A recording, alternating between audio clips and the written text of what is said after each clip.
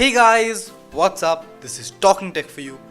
We have the Spec King here, so let's review it. Last year, the ASUS ROG Phone 2 was one of the best phones. It certainly was a Spec King of last year. It had the best battery life, amazing speakers, a great display, and pretty much everything else was really good. All of that can also be said for the new ASUS ROG Phone 3, this year's Spec King. So this phone certainly follows on the footsteps of the ASUS ROG Phone 2, just that it's upgraded for 2020. The aesthetic of the phone is obviously centered around gaming. It has this industrial look to it. The ROG logo is still there, the aerodynamic heatsink, sharp edges, triggers at the top which can now be mapped to your preference, and the charging port has now been moved to the left, so it does not interrupt when you play with the phone. In landscape mode, the size of this phone is huge. Like, you cannot even understand, it's really big. With the spec sheet, it's understandably so. The phone still has a top and bottom bezel as they have kept the front facing speakers, which sound great by the way. But one thing I did find weird was the volume. The volume really starts to increase after going more than 3/4 of the way, but this can easily be fixed with a software update. So before we begin, there are 3 things missing from this phone when compared to the ROG Phone 2.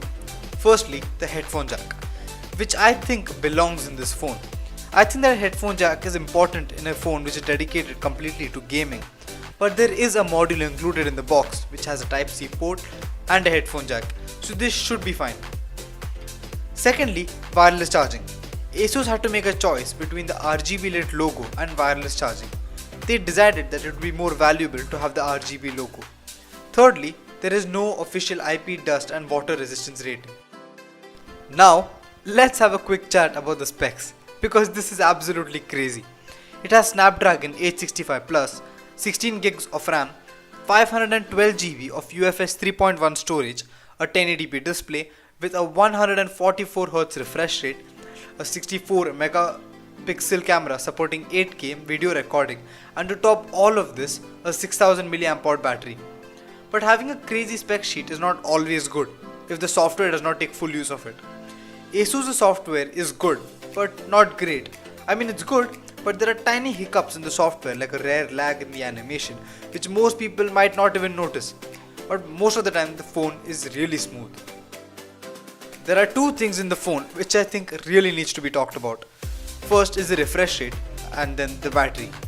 The refresh rate is really amazing. I mean, 144Hz refresh rate is just as smooth as it gets for a phone. You might be concerned about leaving the display at 144Hz because of the battery life, but this is where the huge battery life comes in. The battery is just crazy.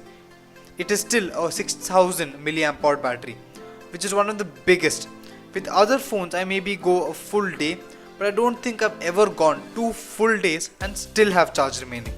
If you reduce the refresh rate to 90 or 120Hz, you might even go longer. This is one of the best battery life I have ever seen on a phone. No, you know what? It's the best. This year, the phone also supports 30W fast charging. The camera system is not too good on this phone. I mean, in gaming phones, the camera is never really that good. But on this phone, it's much better than what you might expect. There is a 64 megapixel main camera along with a 13 megapixel ultra wide and a 5 megapixel macro camera.